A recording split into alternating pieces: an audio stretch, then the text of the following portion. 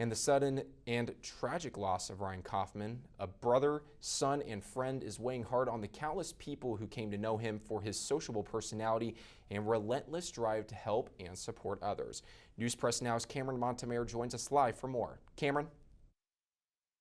Ryan Coffman, a 33-year-old St. Joseph native and avid motorcyclist, was killed by a wrong-way driver who collided with him as he exited Interstate 229 on his Harley-Davidson in the early morning hours last Friday. Now, Coffman's closest friends and family are determined to keep the memory of one of St. Joseph's kindest souls alive. When Ryan Coffman saw an opportunity to help, he jumped at it without hesitation. When he sensed something was wrong, his infectious smile, compassion, and sense of humor shined through like few others could. In the eyes of numerous friends and family like close friend and brother-in-law Jeremiah Sutton, going above and beyond for others was simply in his nature. I mean, his sense of humor was, you couldn't ask for any better. Always looked out for everybody else instead of himself.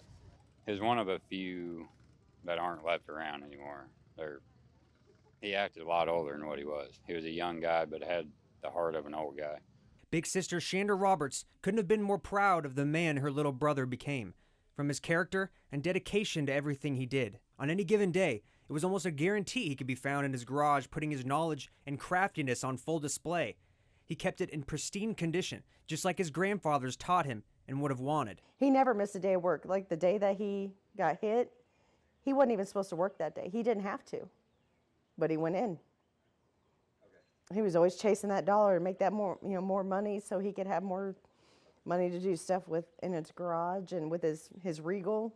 There was no happier place for Ryan than when he was on the road riding his Harley-Davidson. Ryan worked as a final assembler at Sunshine Electric Display for 13 years after graduating from Savannah High School in 2009. Even in his passing, Ryan will potentially make a life-saving difference for 8 different people as an organ donor. When they said how many people they was going to be able to save, but he would say, that's not enough.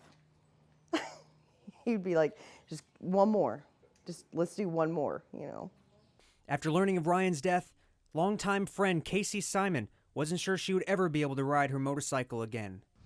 I didn't touch my bike until Monday, after finding out Friday morning. And as crazy as it sounds, once I hopped on my bike and went for a ride, it was like a sense of peace came over me. And I know he would have been like, don't stop, keep going.